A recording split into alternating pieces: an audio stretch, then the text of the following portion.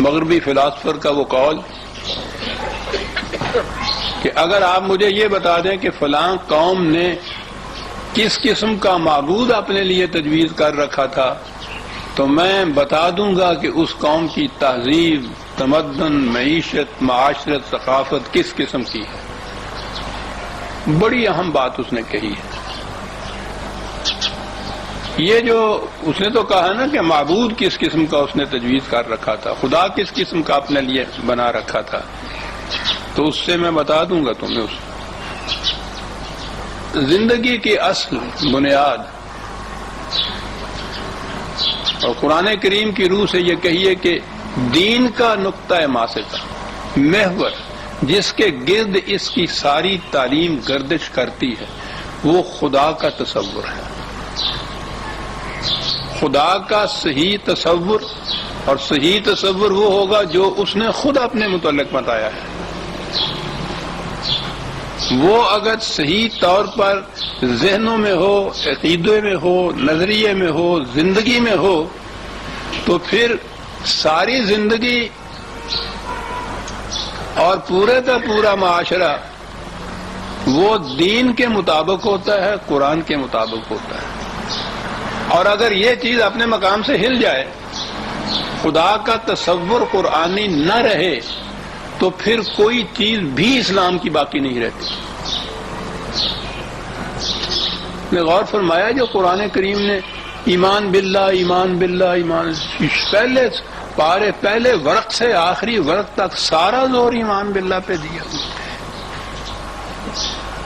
یہ کیا ہے ایمان باللہ؟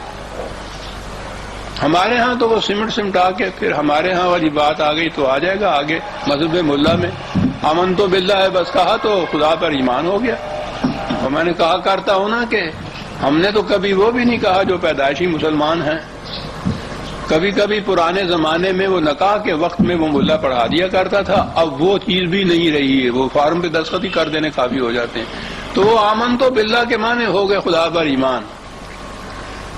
کبھی سوچا آپ نے کہ ہماری زندگیوں پر اس کا کوئی اثر بھی ہوتا ہے؟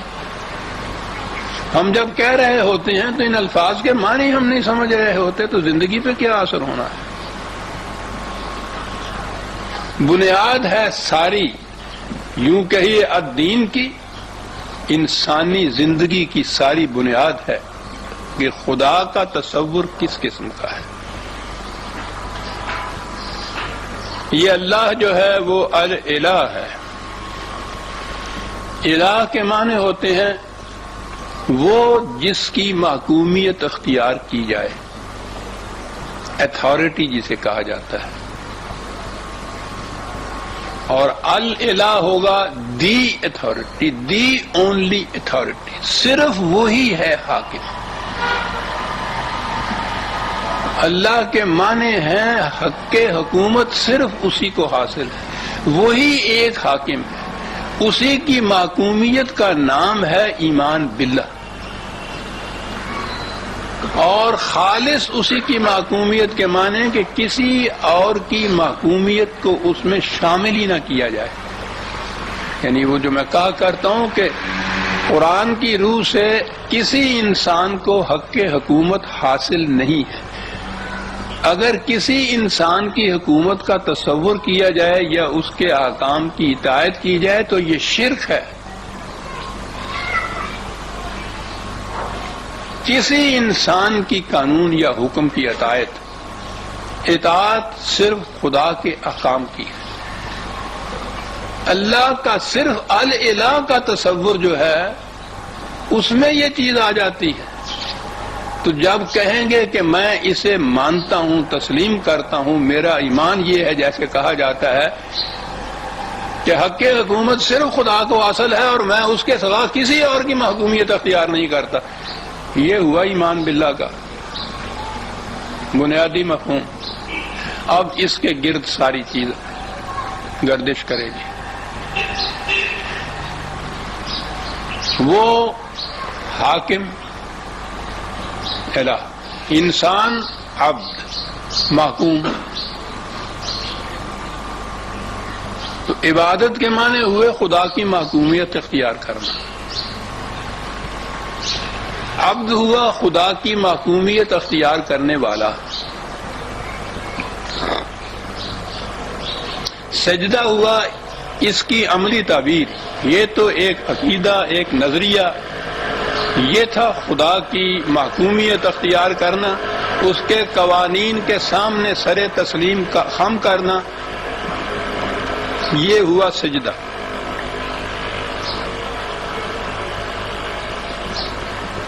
وہ مراکز جہاں خدا کی اطاعت کی عملی پروگرام طے ہوں، ان پر عمل کرنے کی طریقے سوچے جائیں، ڈسکشن ہوں، بحثیں ہوں، وہ ہوئی مسجد۔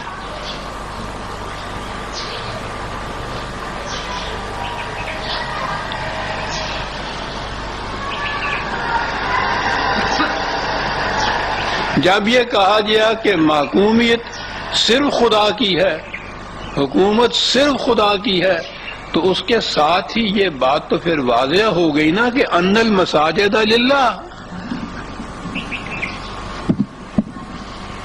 وہ مراکز جہاں یہ بیٹھ کے طے کیا جائے، ڈسکشن کی جائے، بحث و تمہیز کی جائے، جو سیکریٹریٹ ہو خدا کی گورنمنٹ کا، تو وہاں تو خدا کی حاکمیت کے سوا کوئی دوسری بات ہی نہیں ہو سکتی نا۔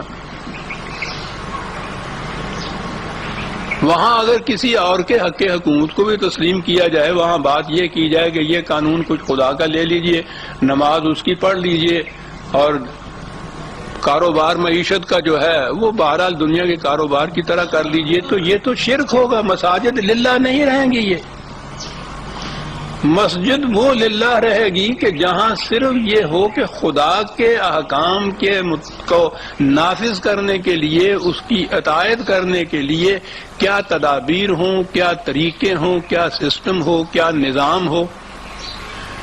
اور یہ جو خدا کے احکام کی اطاعت کرنے کا نظام ہے، اسے کہتے ہیں نظام صلاۃ۔ صلاۃ کے معنی ہوتے ہیں کہ اس کے پیچھے پیچھے چلے جانا، اس طرح کہ اس کے اور اپنے درمیان کوئی چیز گیپ نہ ہو، مسلسل التزاماً کسی کے پیچھے پیچھے چلے جانا۔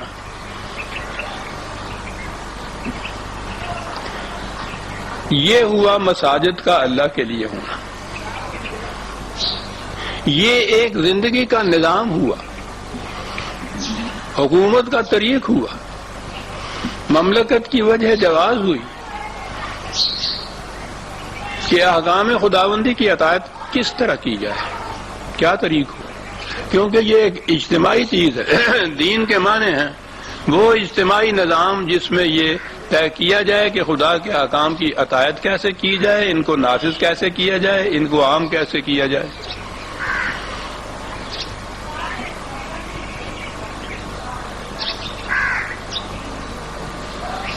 اور یہ جو اطاعت اس انداز کی جائے کہ کوئی بھی معاملہ درپیش ہو، اس میں یہ غور کیا جائے، سوچا جائے یہ کہ اس کی بابت خدا کا حکم کیا ہے،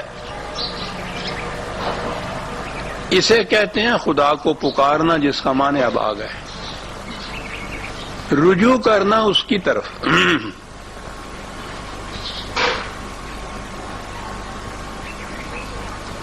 عام نظام حکومت میں بھی آپ دیکھیے کہ جب کوئی مسئلہ پیش ہوگا، کا کوئی معاملہ درپیش ہوگا، تو یہ دیکھا جائے گا نا کہ اس کے لیے لا کون سا ہے، قانون کون سا ہے،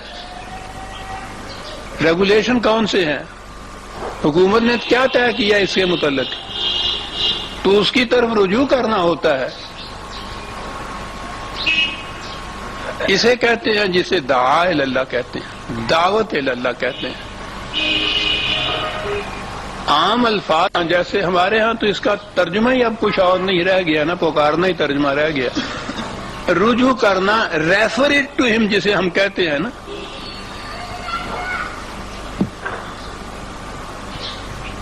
کوئی معاملہ پیش ہو، اس کے متعلق یہ بات طے کی جائے کہ بھئی خدا کا حکم اس کے متعلق کیا ہے، تو پھر آگے بات چلے گی، پھر ڈسکشن بھی ہوگی، اس کو نافذ کیسے کیا جائے، اس پہ عمل کیسے کیا جائے۔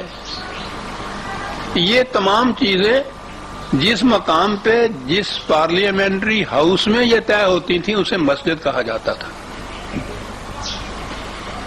یہ ٹھیک ہے کہ اس کے لیے ایک مرئی چیز جسے نماز کی شکل ہم کہتے ہیں وہ بھی ابتداءً اس کے ساتھ ہوتی تھی. جس طرح سے اب ہم یہ ہمارے ہاں کے جو جلسے ہوتے ہیں اس میں رسماً تلاوت قرآن کریم کر لیتے ہیں نا، اب تو ساری باتیں رسمیں رہ گئی ہیں، ابتدا اس سے کی جاتی ہے. اسلام اس نظام حکومت کا نام ہے جس میں اطاعت خالص خدا کے حکام کی ہوتی ہے، مخلصین لہ الدین. اور آگے چلیے، اس سے بھی واضح تر الفاظ کے اندر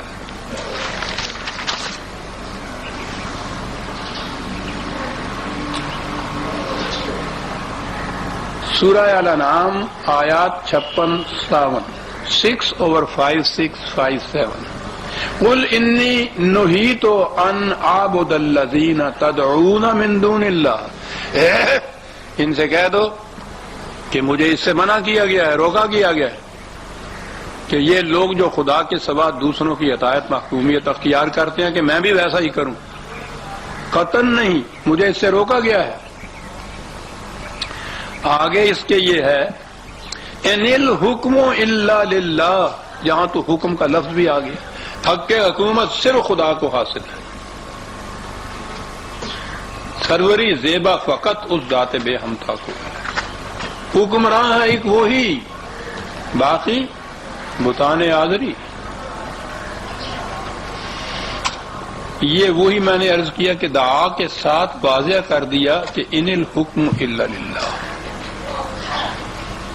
جس کے معنی لفظی آپ پکارنا کہیں گے اس کے معنی ہوں گے حکام خداوندی کی اطاعت کرنا، خدا کی محکومیت قبول کرنا، اختیار کرنا.